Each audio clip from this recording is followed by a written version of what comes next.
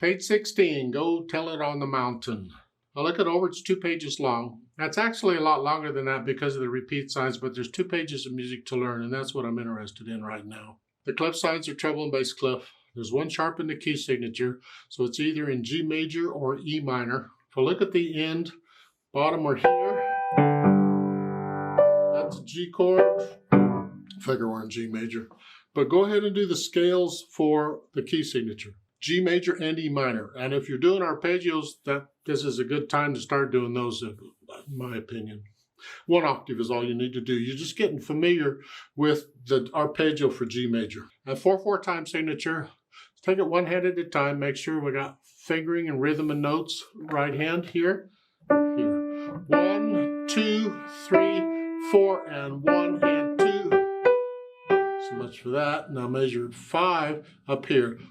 It's a G chord. 1, 2, and then rest. You come up here. 1 and 2 and bring the second finger down. That way. Now measure 9. 1 and 2 and 3. So if you're familiar with the song, you just do it. But it's better if you can understand the rhythm. Okay. Now measure 13. Now they want you to come down here. You gotta lift up. That's fine, and you can do that. There's other fingerings I could suggest, but go ahead and just come down. 2. We're in this position. 1, 3, and 4. Second finger there. So I'm kind of going back and forth between these. Okay. Now measure 21. Well, measure 20, I ended there. And then measure 21, scrunch out 4th finger. It lets me connect the notes, and that's what I'm after. Now, measure 24. I don't want 5th finger again.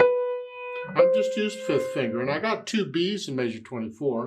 It's a repeated note, so I'm going to change there. So the first one is 4th finger, and then 5. At the bottom. And measure, 33, you're here. That, and then a couple measures, almost 2 full measures of rest. You come way up here to C. And then 5 repeated notes.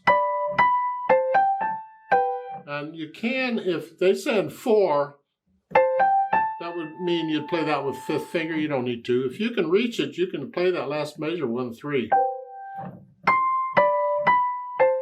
Here. Now if that's too much to stretch for you, and it shouldn't be, but if it is, then go ahead and play the last note in the next to the last measure with 5. Here, and then 1. Left hand, what do we got? We're down here. 1, 2, 3, 4, 1. Now, it's not an octave. That's what you'd expect. No, it's a C. Okay. And then up here, measure 6. 1, 2. So you think, well, those are 5/7 chords? They're not. It's called a 1 sus 4. I won't get into it. It's just taking the middle note up here. Now measure 9, you get 5/7 chords. No. Measure 10. 1, 2, 3. There's 2 voices. Hold the half note down. And then measure 14. 4, 1. I want to connect this to this. I can't connect that, but I can that. And you're thinking, so if I can't connect one, why connect the other? And it has to do with the way music is built and interpreting. The 2 most important voices in music is the melody, wherever it is, and the bass. Everything is based on the bass. Bass holds everything up.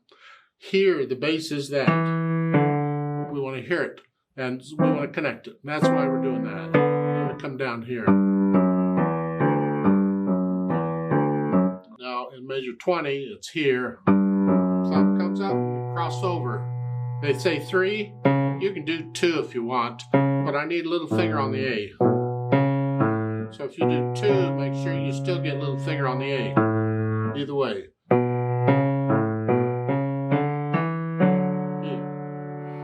And in measure 22. I'm using that as my pivot. I'm coming across to here. And that's tight. And then we go on, measure here, and then just everything comes up one. Oh, let's put the hands together and see what happens. Let's start around with just one or the other until you get to measure 7. So we go here, measure 7. 1 and 2 and 3. 2. 1 and 2.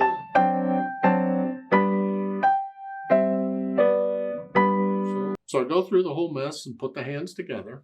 And then I'll go back over it very slowly, maybe a line at a time, and work out the hesitations. Make sure there are no hesitations anywhere. We can speed it up later, but no hesitations. So you go as slow as you gotta go. Use a metronome, it's okay. If you haven't got it ready by this Christmas, there's always next Christmas, we hope. So after the hesitations are gone, I add the articulation. We got staccatos, so flexing at the wrist, or short staccatos. 1, 2, 3, 4. And measure 5. 1, 2.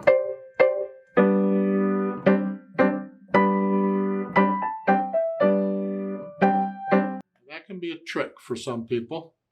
Say measure 7. You're here, connect.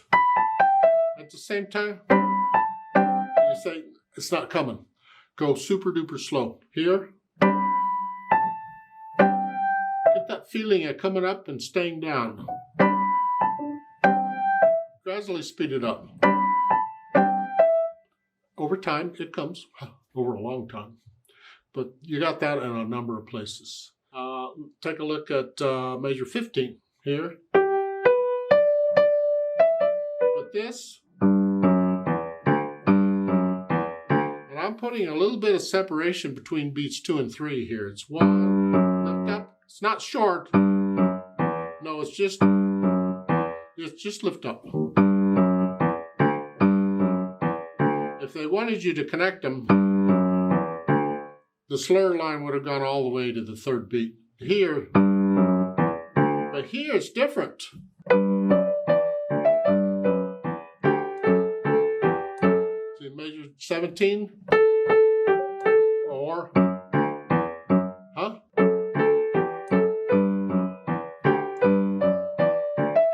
You get the idea? It gets tricky. So you just go really, really super slow. And you practice this dynamic or this articulation. Measure 23.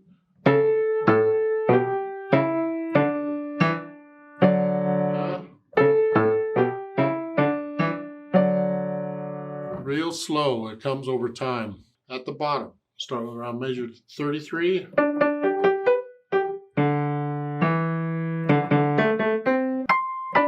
I'm going to suggest in the next to the last measure, play staccatos on the 1st beat.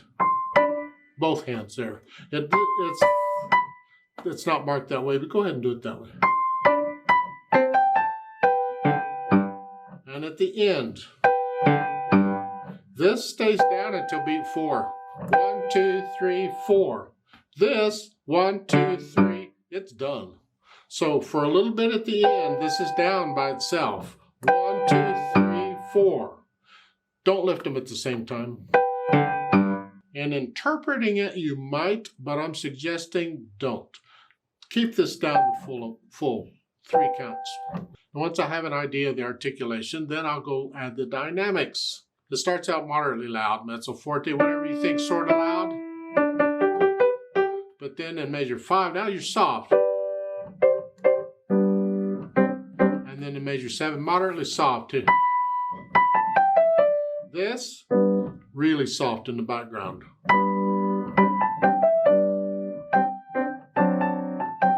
Okay, you can put in the dynamics, I hope. So I don't really want to spoon feed you everything. It'd be better, in my opinion, if you could read this music and understand what these things are doing. Then after the dynamics, then I think about the speed. A moderate swing. Okay, then we're going to swing the rhythm. And they give the indication. It's not really a triplet. It's a felt thing. We're not going 1 and 2 and 3 and. We've done it that way so far. We do it that way to learn it. But now we swing it. Long, short. 1 and 2 and 3 and 4. 1 and 2. 2. It's not exactly a triplet. You just feel it. And that's what we're going to do throughout.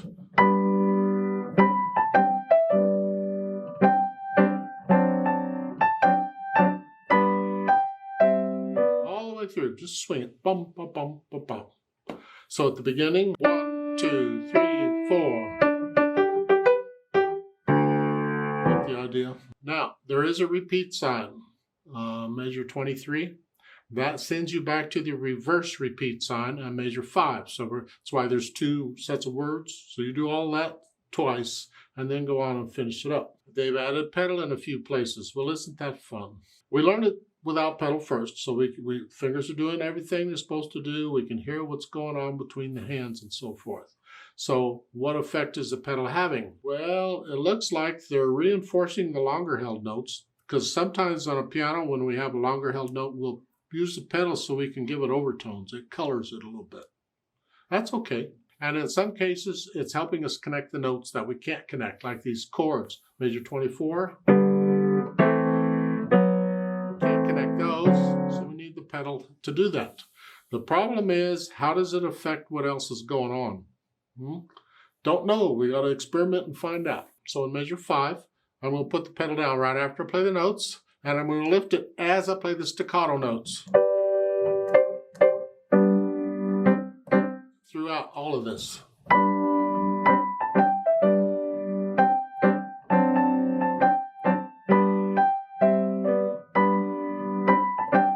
That sounds fine. We can do that. So let's see what's happening over here in measure 22, 23. We'll start at measure 21.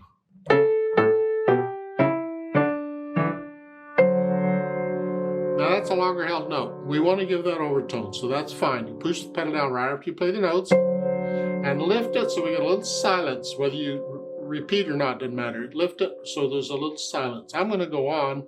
Now we're going to pedal it. They're saying legato pedal here. Let's see what that is. It's here. Notes first in the pedal.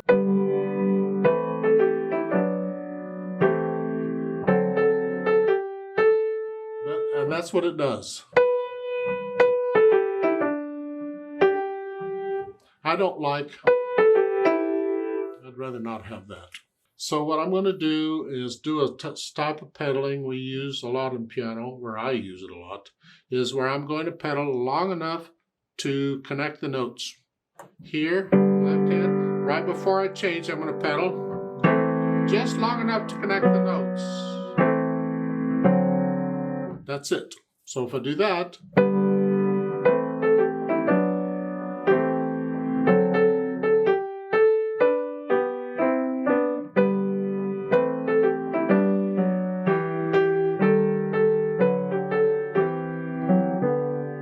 I like that better. So I'm going to suggest you pedal only long enough to connect the notes in the left hand. It's like an eighth note. It's 1 and 2 and 3 and 4 and 1 and 2 and 3 and 4 and 1, like so. Takes a little practice. It complicates the pedaling a little bit, but I would rather complicate the pedaling a little bit and have a good sound than to pedal this and have that sound, because that sounds terrible. And you eventually, if you hear it enough, you get used to it. Oh, it sounds all right. No, it doesn't. It really sounds bad. Don't get used to that.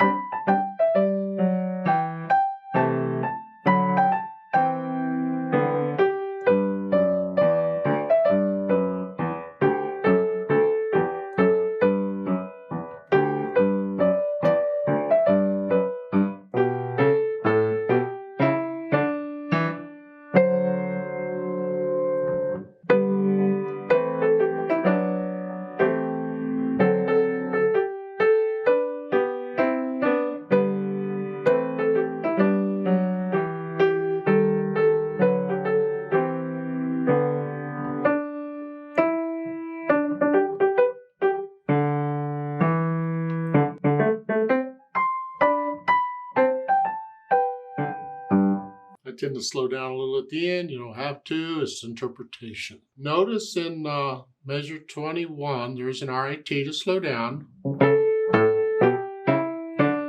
Don't start slowing down until like the fourth beat. And then in measure 23, there's an alt tempo. That means for 2 beats, you're going slow. 1, 2, and then 1, 2, 3, 4.